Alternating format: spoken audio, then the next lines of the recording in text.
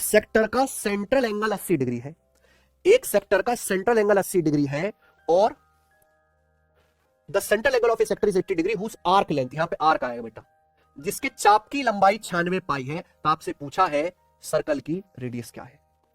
एक सेक्टर का central angle 80 degree है, सेक्टर के आर्क की लंबाई 96 पाई। सेक्टर का आर्क क्या होता है? आर का फॉर्मूला होता है 2 पाई आर गुणा थीटा बटे 360 डिग्री। अब पाई दे रखा है, पाई रहने दो, 2 पाई आर गुणा थीटा है 80 डिग्री बटे 360 डिग्री आएगा।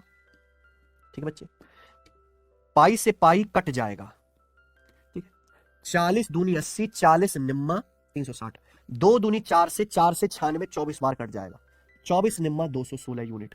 तो रेडियस आ जाएगी यहां पे 216। अब सवाल अलग अलग लैंग्वेज में परोस के आपके सामने आते हैं, अलग अलग लैंग्वेज में परोस के। A pendulum swings through an angle of 30 degree and its end describe an arc of length 55 centimetre. What is the length of pendulum? एक पेंडुलम 30 डिग्री के एंगल से झूलता है और इसका सिरा 55 सेंटीमीटर लंबाई का चाप बनाता है। तो चाप लोलक की लंबाई क्या है? आपने देखा घड़ी, कुछ घड़ी ऐसी होती है टिक टिक टिक टिक टिक टिक करती रहती है ना, तो वो क्या बनाते हैं? एक सर्कल का सेक्टर बनाती है। मान लीजिए मेरे दोस्तों एक सर्कल है, और उस सर्कल में मेरे प्यारे भाई यहां पे एक घड़ी का जो है पेंडुलम ऐसे टिक टिक करता रहता है, यहां से इधर से ऐसे घूम के इधर जाता रहेगा।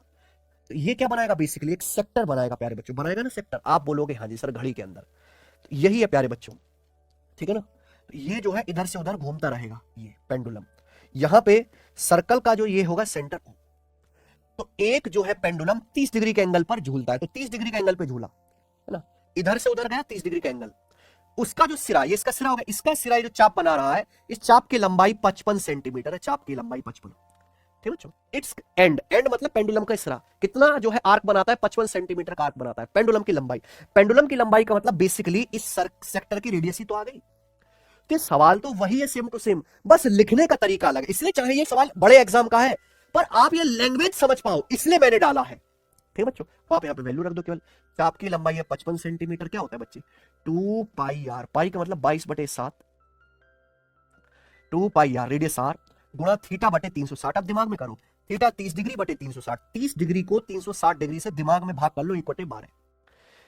थीटा 30 डिग्री को 360 डिग्री से दिमाग में भाग कर लो 1/12। आप बोलोगे हाँ जी सर बिल्कुल कर लिया। अब आप बताओ, 11 से 11 पंजे 55, 11 दूनी 22, 2 दूनी 4 से 12 3 बार चला गया, 7 या 21 पंजे 105।